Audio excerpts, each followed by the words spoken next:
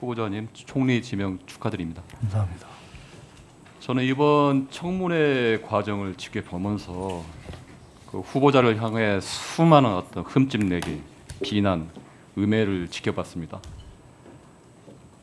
후보자의 가족과 또 그 속에 있는 상처를 인정 없이 파헤치고 정확하지 않은 사실관계로 진위를 호도하고 때론 음해하기도 주저하지 않았습니다. 저는 이제 그 사람에 대해서를 좀 판단하려면 살아온 가정 그리고 삶의 궤적을 깊이 살펴보면 또 그분의 어떻게 뭐 재산 문제 등 여러 가지 어떤 철학, 그 입장에 대해서 살펴볼 수 있다고 생각합니다. 여기 사진 띄워주시죠. 네. 여기 이제 사진을 보시면 오래된 사진이 하나 나옵니다. 이게 자신들의 길을 가로면 아마 이게 전두환 군사독재 시절인데요.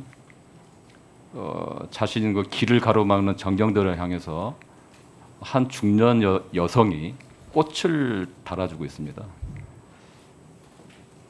후보자님, 이 사진 속의 인물이 누군지 아십니까? 저희 어머니입니다. 예. 그렇죠.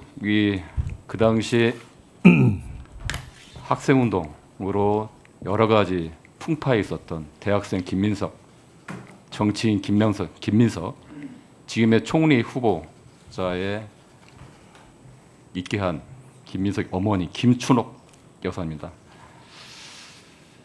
그때 이제 후보자에 대해서 어머니께서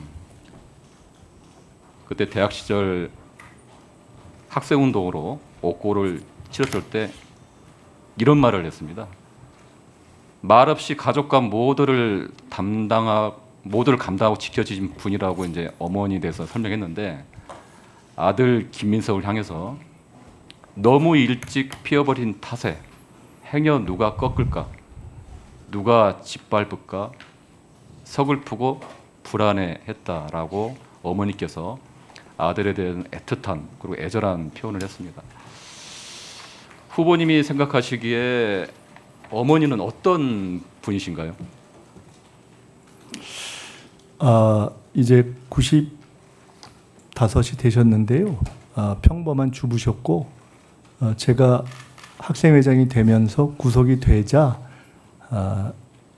다른 모든 어머니들이 그렇듯이 그 아들을 응원하는 마음으로 뛰어다니시다가 구속학생 학부모 협의회 민주화운동 가족협의 그 민가협이라고 불러지는 그 두 단체의 초대 회장이 되셨고 우리 박종철 열사 부모님들을 만나서 박종철 열사 관련한 일들을 처음에 세상에 알리도록 그렇게 하신 분이십니다.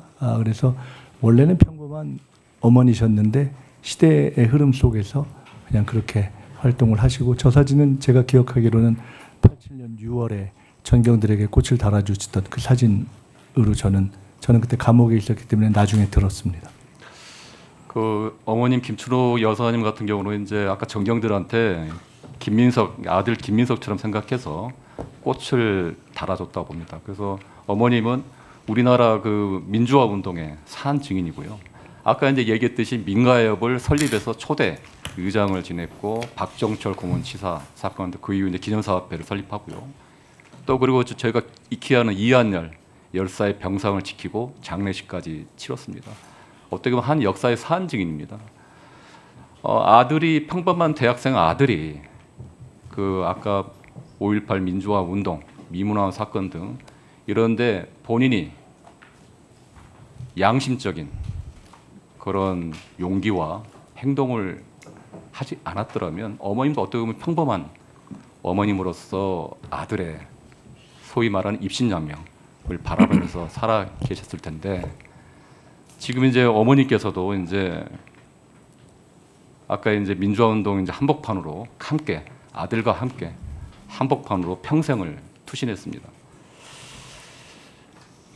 그래서 이제 아까 이제 후보자님께서 아들을 위해 온몸을 던지고 민주를 헌신한 훌륭한 어머니를 둔 아들로서 여러 가지 소회를 했는데요. 저는 이제 이 가족사 또 어머니를 보면서 여러 가지 생각을 했습니다. 후보에 대한 여러 가지 뭐 비판과 편견이 있지만 그 어머님을 통해서 그 부모를 통해서 그 사람의 그 총리 후보의 댐댐인과 살아온 궤적을 알 수 있다고 저는 봅니다. 그 외에도 제가 또 놀란 건 뭐냐면 제가 책을 여러 권을 읽었는데요. 후보가 여러 가지 재산 문제 얘기를 하는데 돈에 대한 욕심, 물욕이 없는 걸로 좀 확인을 했습니다. 예전에 보니까 15대, 16대 국회의원 지낸 시절에 외국에서 초청한 경우를 제외하고는 국외 차원의 외국 출장을 한 번도 가지 않았는데 사실인가요? 뭐 그게 꼭 특별히 의미가 있는 건 아닌데 개인적으로 뭐 그때는 그랬습니다. 그러니까 의원 생활 6년 동안 나라 돈 쓰는 것이 싫고 국회 차원의 의원은 거의 한 번도 안 해서 상당히 청렴한 그런 정치 행보를 했고요. 또 하나 놀라운 게 1999년도에 상당히 파격적으로 신사복 광고 거의 그 당시 모델료로 2억 원을 받았는데 이거를 바로 결식아동 지원과 북한아동 결핵 지원에 다 기부했더라고요. 그거 간단하게 내용 좀 설명해 주실까요? 뭐 저 자세히 말씀드릴 건 아닌 것 같습니다. 예. 그냥 그런 일이 있었습니다. 예. 네, 그래서 예. 그런 일이 있었고요. 또 학생 시절 민주화 운동 하고 나서 툭 되고 나면 보상금을 받습니다. 민주화 보상금. 이것도 신청하지 않았죠? 예, 그 부분은 이번 대선 때 보니까 그 김문수 후보께서 그 이슈가 됐던 것 같은데 그 한두 분만 본인이 말씀하신 건 아니고 어떤 유튜브에서 어떤 분이 그 김문수 후보나 한두 분만 그렇게 신청 안 했다 이렇게 했는데 저를 포함해서 꽤 신청 안 하신 분들이 계셨던 걸로 알고 저는 당시만 해도 국회의원이어서 국회의원으로서 충분히 명예를 누려서 제가 보상 신청까지 하는 것은 조금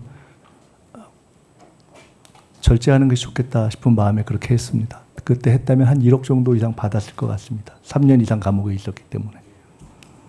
그 후보께서 이제 여러 가지 좋은 정치인, 현금 장관이 입에 담기도 힘든 일을 하는데 지금까지 봤던 후보자의 살아온 삶의 궤적, 후보 10년을 봤을 때는 전혀 그렇게 재단을 해서 특히 훌륭한 어머님의 숭고한 사명을 갖기를 올곧게 후보를 사왔고요.